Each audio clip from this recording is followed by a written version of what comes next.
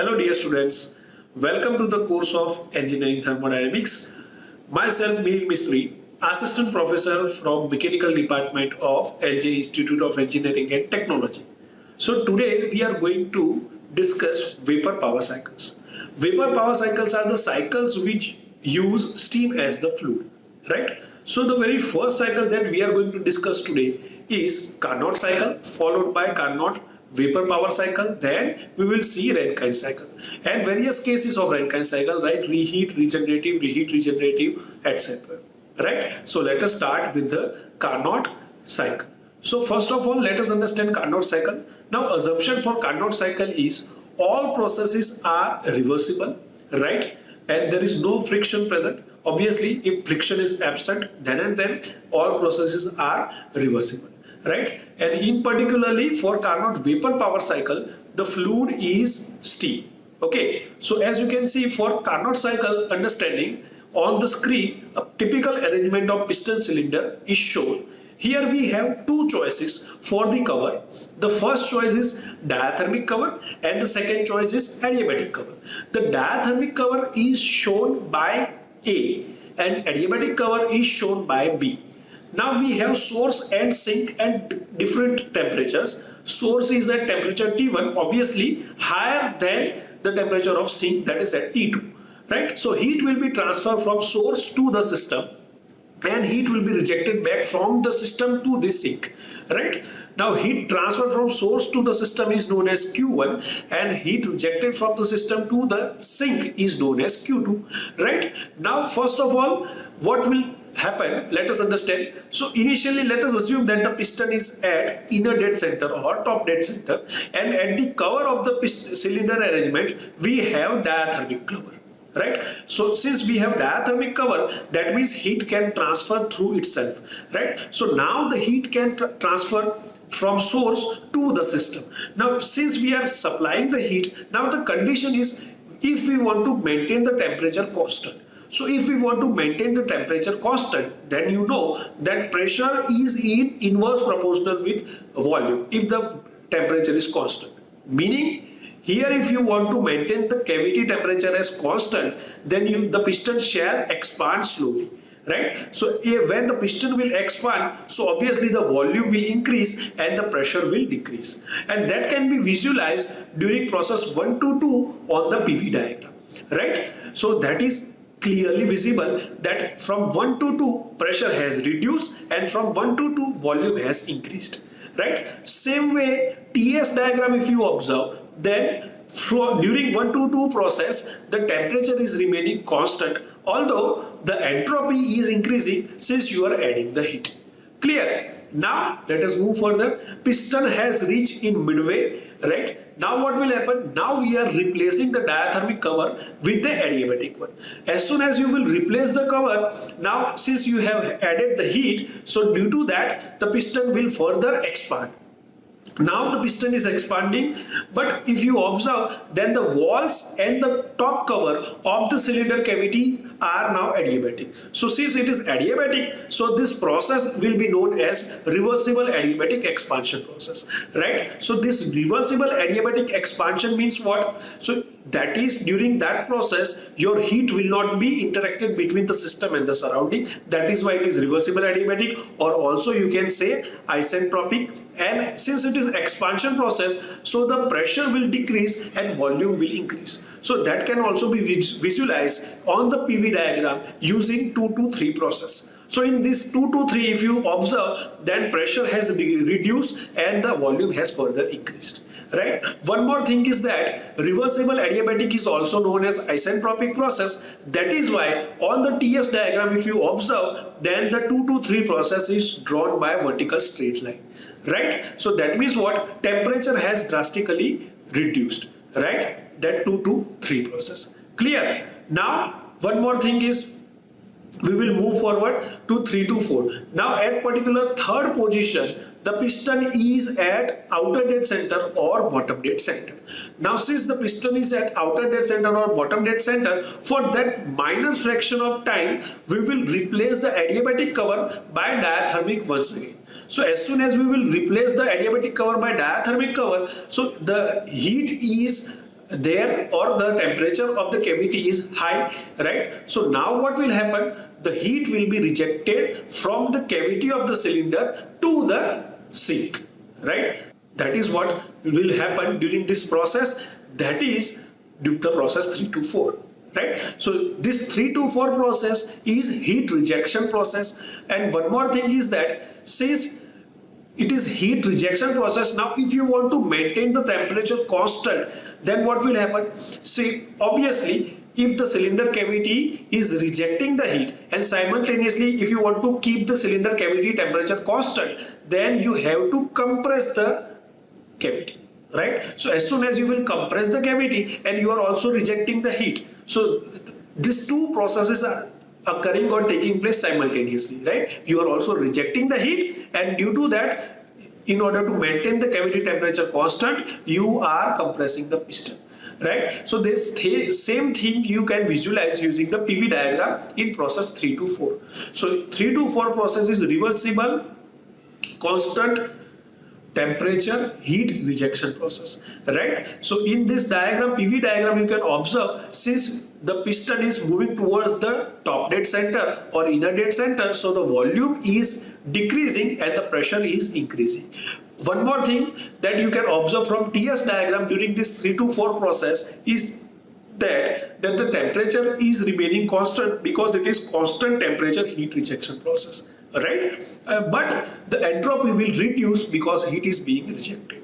Okay, now what will happen? The piston has again reached to midway. Now we will replace the cover again, right? So if we will replace the cover, right now we have diathermic cover, now we will replace the diathermic cover by adiabatic cover. So now as soon as we will replace the diathermic cover by adiabatic cover, then what will happen? So now we have not any high temperature left within the cylinder cavity, right? So due to that, the piston will move further towards the top dead center or inner dead center.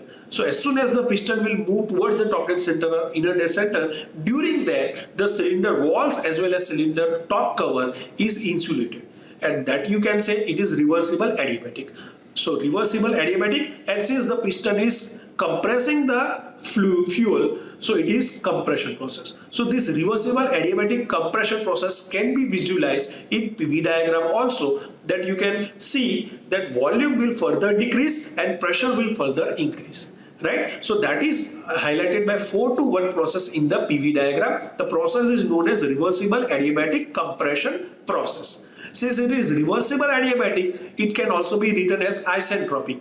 So isentropic means what? Entropy will remain constant, and that can be easily visualized during process 4 to 1 on TS diagram by drawing a straight vertical line from 4 to 1.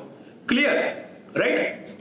Now one more thing you can observe over here, that during 4 to 1 the temperature is rising, right? So the temperature has increased from 4 to 1, right? Now one thing you should note, student, that the heat addition and heat rejection is taking place at different temperature, right? So, and during that heat addition temperature is constant, and during heat rejection also the temperature is constant, right? So keep that thing in your mind.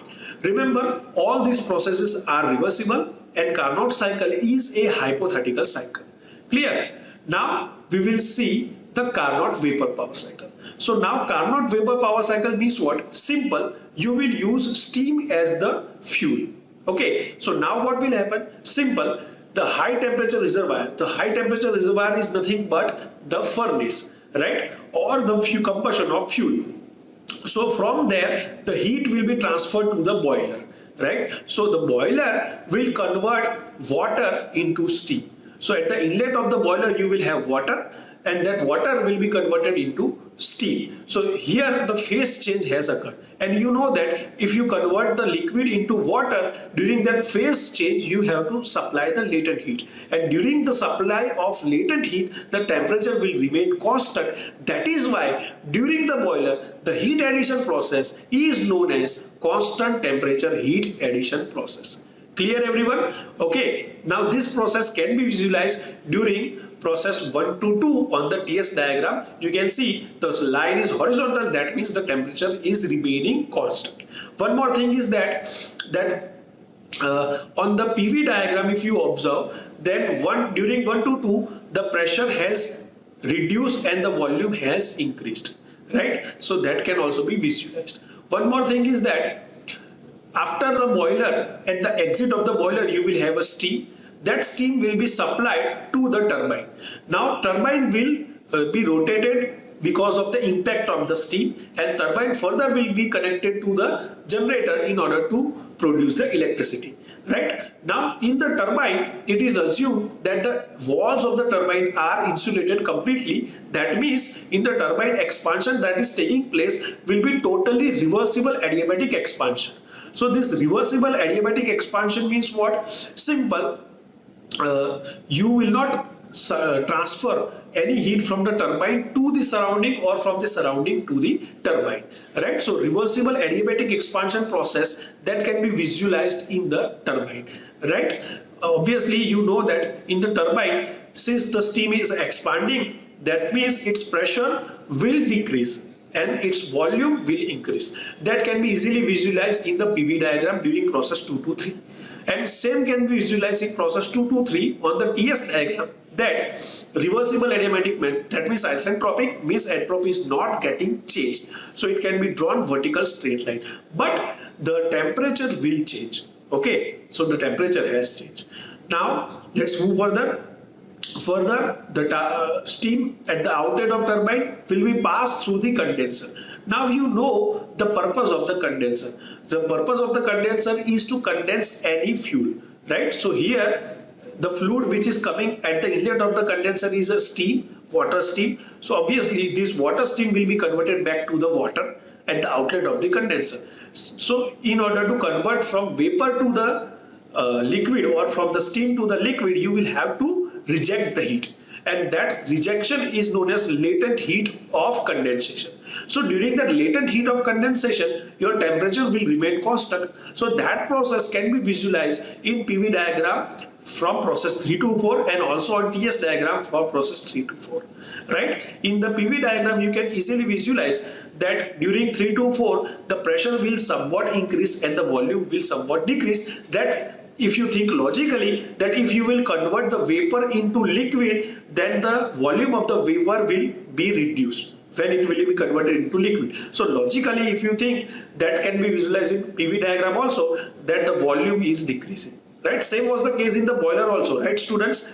That if you convert the water into steam, then the volume of the water will increase, right? So that can be visualized during process 1 to 2 in the PV diagram, right? And returning back to our main point, that is condenser. In the condenser, when you will condense something, so the volume will decrease and the pressure will somewhat increase. That is easily visualized during process 3 to 4 on PV diagram.